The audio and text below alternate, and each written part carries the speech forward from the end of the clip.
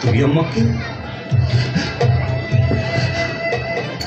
আমাকে মারলি সুকান্ত? কখন? তুই আমাকে মারলি সুকান্ত? কখন? তুই আমাকে মারলি সুকান্ত?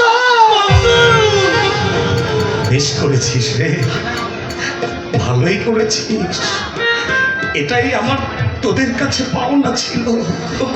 তবে একটা কথা তোদেরও বলে যাই সুকান্ত, তোদেরও আমার মতো এমন একদিন আসবে যেদিন এমনি ভাবে আমার মতো জ্বালায় পড়ে বলতে হবে লেখাপড়া শিখলেও আমরা বেকার, আমাদের খেতে দাও, পড়তে দাও, মানুষের মতো বাঁচার সুযোগ করে দাও।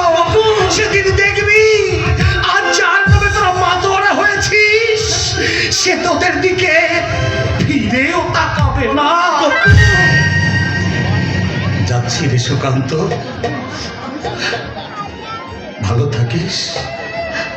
তোদের জন্য মনটা বড় খারাপ হয়েছিল রে সুকান্ত।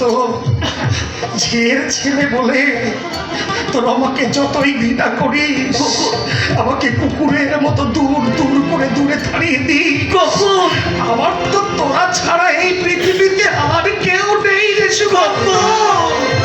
তাই আমার এই ব্যথা ভরা জীবনে একটু শান্তি খুঁজতে আমি বারবার তোদের কাছে ছুটে আসি রে। একটু শান্তির আশায়, একটু ভালোবাসা পাওয়ার আশা। ভালোবেসে এসেছিলাম, পাওনাটা ভালো মতো বুঝে দিয়ে গেলাম। চলি রে সুকান্ত।